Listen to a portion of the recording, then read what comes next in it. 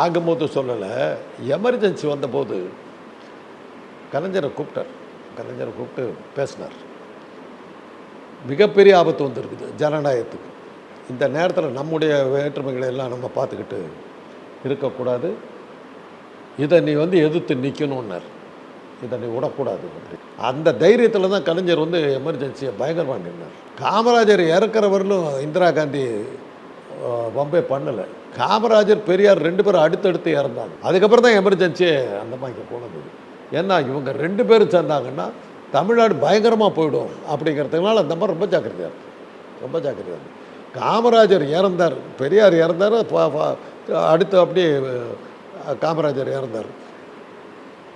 2 பெரிய சக்தி இல்லை, அதனால் தனியாக இருக்கார் கலைஞர், அதனால் நம்ம ஆக்ஷன் எடுக்கலாம். அதுக்கப்புறம் தான் எமர்ஜென்சி அட்டகாசமெல்லாம் இந்திரா காந்தி பண்ணாங்க. அதெல்லாம் உண்மை, சாகும் தருவாயில் இல்லை. ஆனால் அவர் இறந்த போது அந்த தகவல் சௌரியராஜன்றது தான் அவருடைய டாக்டர் பேர். அவர் இருக்கார், டிநகர் எம்எல்ஏவெல்லாம் இருந்தார், சௌரியராஜன் பேர். அவர் தான் தகவல் சொல்லி அப்போ காமராஜர் கடைசி காலங்களில் எங்கள் அண்ணங்கிட்ட ரொம்ப ரொம்ப நெருக்கமாக இருந்தார்.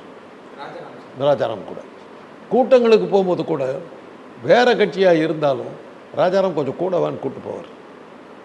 ஏன்னா என்ன இதுனாக்கா 2 பேரும் சக்கரை வியாதியில் அவதிப்பட்டவங்க.